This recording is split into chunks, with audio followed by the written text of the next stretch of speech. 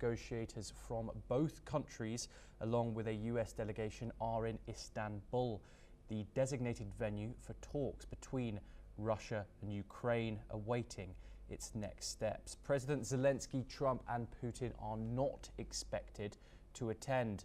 Zelensky, at a press briefing in Ankara, said both sides need to show a willingness to negotiate, adding that an unconditional ceasefire should be the first step. He, however, said he will not be present at the talks in Istanbul. Let's listen in to what Zelensky said. Я вважаю, що всі сторони повинні демонструвати готовність до перемовин. Я вважаю, що першим кроком повинно бути безумовне припинення вогню. Якщо безумовне припинення вогню можливо сьогодні зробити на рівні технічних груп, без лідерів немає запитань, можна не зустрічатись. Може бути, ми зараз в Анкарі, зараз прилетіли сюди, після цього відправляємо групу в Стамбул. Тут його немає, в Стамбулі його немає. Ну, ми ж не можемо бігати по всьому світу, шукати людей. The United States has tempered expectations ahead of the upcoming peace talks on Ukraine. Speaking to reporters in Antalya, US Secretary of State Marco Rubio said, "We don't have high expectations of what will happen tomorrow."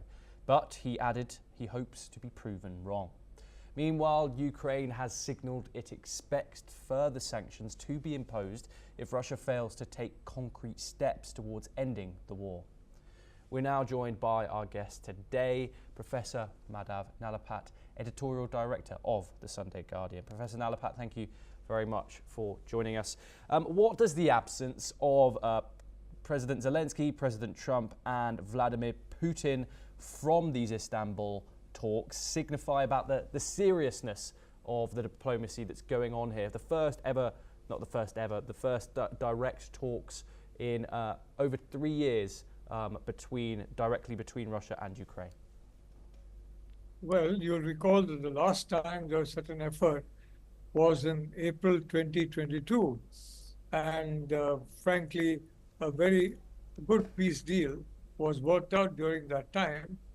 Unfortunately, two individuals, Boris Johnson, then Prime Minister of the UK, and Joe Biden, President of the US, intervened and told Ukraine to Zelensky, don't stop fighting, we will carry this forward.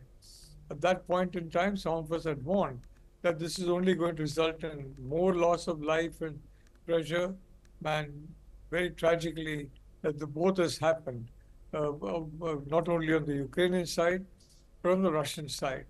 In my view, I think a ceasefire now, it will satisfy neither party, and I think a ceasefire that satisfies neither party is the ideal solution, because it should not be a ceasefire that is one-sided.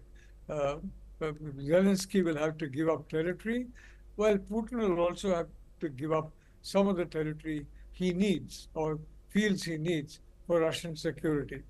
A ceasefire can be worked out, but of course, the only problem is because of the fact that both sides are not happy, it is unlikely to last very long. And that is the only issue. But even then, a temporary pause will be welcomed by the people of Russia and the people of Ukraine.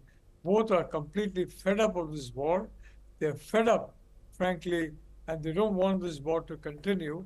And it's only a question of time before they express that on the street. Professor Nalapat, what are the optics like, and also the diplomatic consequences of Putin not turning up to a meeting, peace talks, direct talks that he initially proposed? Look, I don't think Putin wants to come, and in fact Zelensky as well. They don't want to disagree in front of the US. Both sides are separately quoting the United States. And I think the rare earths deal signed by Zelensky with Trump is a Trump card, because Trump values money, and rare earths are very expensive.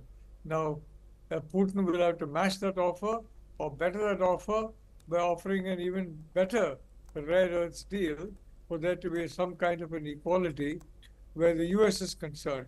I don't think either side wanted to come, but they were not certain of the talks succeeding even in a ceasefire, and they don't want it to be associated with the failure of the talks. In my view, I think the talks can go ahead. I think this time around, 2025 is different from 2022. You've seen all this war. You've seen the loss of life and so many other tragedies, including to the whole world. So I think the whole world would welcome a breather, and from that point of view, I hope there'll be a ceasefire, and frankly, that will enable the US and Europe also to come closer together.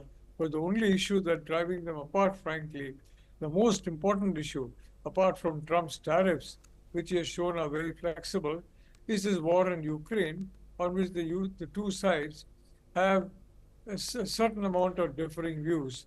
So I'd like to say a ceasefire would be welcomed by the people of both countries.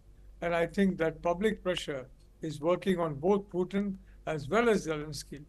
Putin, frankly, in 2025, he needs a ceasefire. Zelenskyy desperately needs a ceasefire.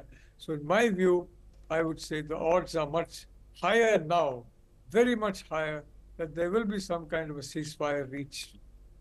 Professor Madhav Nalapat, thank you very much for joining us on the program.